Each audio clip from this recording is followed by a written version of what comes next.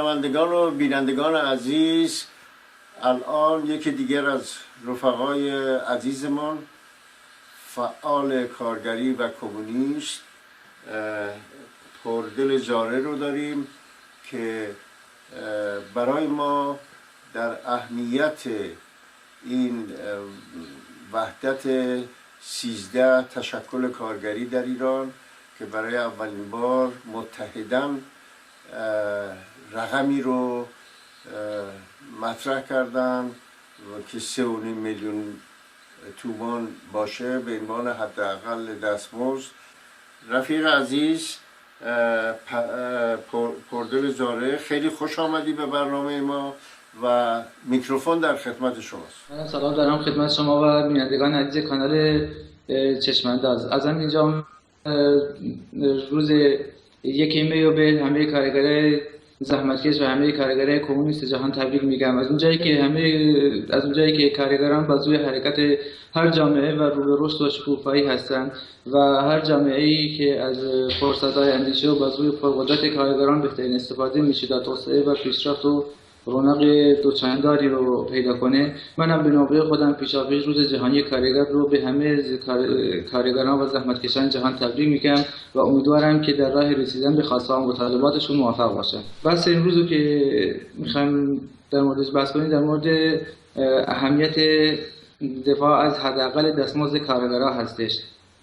همونطور که هممون آگاه هستیم، رژیم جمهوری اسلامی در اول ماه می از ترس اعتراض کارگران معترض به دست به دستگیری و ترسوندن و بازجویی از فعالین کارگری شناخته شده میزنه. هر ساله با همین روش و همین ترفند دست به دستگیری میزنه و در بعضی از موارد هم در دادگاه‌های نمایشی که بدون داشتن فعالین کارگری که بدون داشتن حق وکیل و به زندان محکوم میشن، دادگاه شما به زندان محکوم میشن و فقط جرم اونا دفاع از جرم این فعالینی که دستگیر میکنن فقط دفاع از حق دستمزد کارگرها هستش.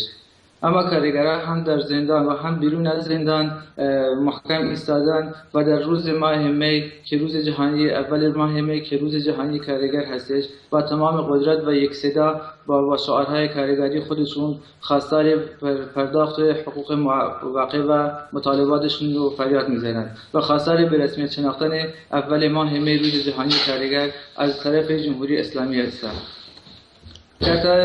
در تعریف مزد اگه بخوایم از طرف جامعه سرمایه‌داری بهش نگاه بکنیم، از طرف جامعه سرمایه‌داری و سرمایه‌دار هر انسان کارگری که در ازای فروش نیروی کار خودش حقوقی رو دریافت میکنه بهش مزد میگن. ولی در تعریف ما کمونیستا که خوب میدونیم این حقوق کارگری سهم ناچیزی از تولید کارگران در کارخانه ها و شرکت ها هستش، تولید میکنن هستش که بهشون تعلق میگیره و تمام مبنای اعتراض خود طبقه کارگر و ما کمونیستا علیه کار مزدی و هم علیه بی‌حقوقی این کارگران از اینجا سرچشمه میگیره. و متاسفانه چیز دیگه که هستش در نبود تشکل‌های مستقل کارگری که از حقوق کارگران بتونه آزادانه در ایران دفاع کنه و برای مبارزه و افزایش دستمزد و حداقل دستمزد در ایران نظام نابرابری وجود داره و این یکی از بزرگترین مشکل طبقه کارگر در ایران هست و از جمله میتونیم به این اشاره کنیم این جمله مشکلات زندگی و دستمزد زیر خط فقر کارگران هستش که پاسخگوی نیازهای انسانی اونها نیستش و به این دلیل فعالین کارگری خواستار تعیین حداقل دستمزد و افزایش دستمزد در ایران هستند. همونطور که خودتون می‌دونید در خبرها اومده جمهوری اسلامی خودشان در کانال‌های خودش رسانه‌های خودش تبلیغ میکنه شورای عالی کار جمهوری اسلامی که یه سازمان زیر نظر جمهوری اسلامی هستش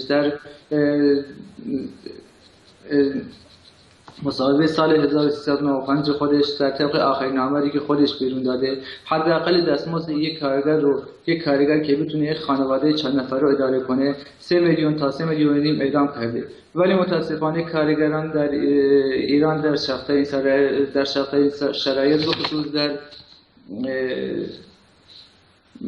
کارگران کوره‌پزی ها و معادن و زغالستان تنها ماهی 850 تا 1,200,000 تومان حقوق میگیرند و این حقوق ناچیز به دلیل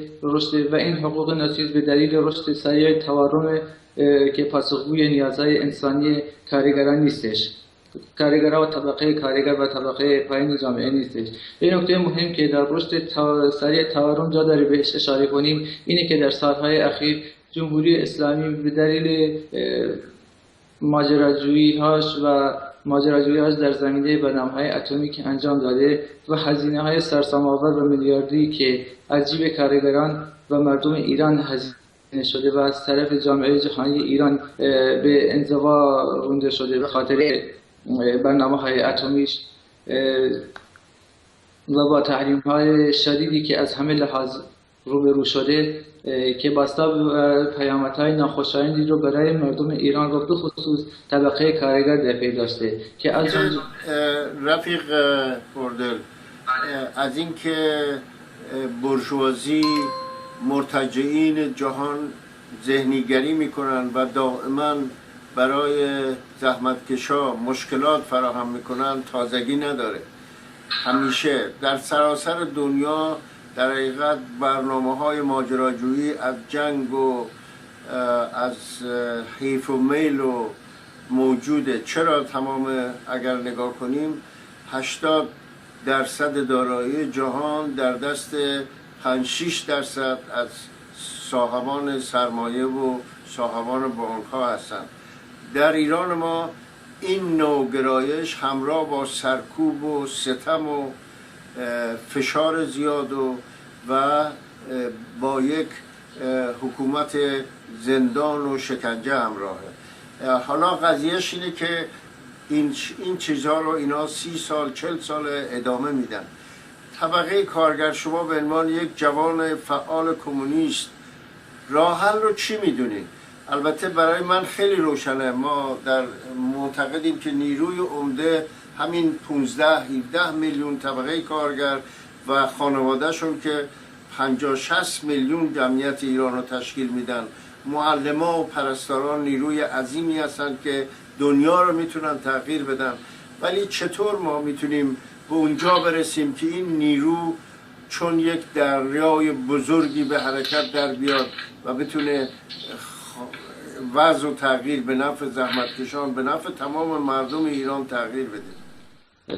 رفیق محسن، همونطور که خودتون اشاره کردیم باید در جواب شما بگم که ما کمونیستا و تمام جریان‌های رادیکال و کارگری و تمام طبقه کارگر از جمله معلمان کل طبقه حقوق بگیر جامعه باید در اوضاع احوال فعلی تمام سعی خودمون رو بر اون بندازیم که برای تصویب یک حقوق مناسب و کافی برای کارگران انجام بدیم. میخواستم ببینم که این اول ماه می هست و آیا در گذشته در هیچ خاطره از اول ماه می که شرکت کردی داری؟ راستش رو بخواید چون همه تجمع مراسم ها همش مثلا یه مراسم یه نیم ساعتی تا نیم ساعتی بود. کلا خاطره ما برمیگرده به کلا فرار و سرکوب و از دست مامورین و در جاهایی که مثلا میتونستیم با رفیقامون جمع بشیم و اونجا بتونیم یه دوستان عزیز کارگریم فعال کارگریمون که بتونن اونجا جمع بشن و یک بیانیه رو اونجا خطاب مردم میخوندن و بعد از اون که خودتون میدونید که چون فضای شهر همش امنیتی بود، جمهوری اسلامی در چند روز قبل از اون کلا همه جا مامور میذاشت و نمیذاشت هیچ مراسمی به طور آزادانه انجام بشه. کلا مراسم ما اینجوری بود. دست شما درد نکنه. ممنونم از سخناتتون. خیلی ممنون. منم درود میفرستم خدمت شما و بینندگان عزیز.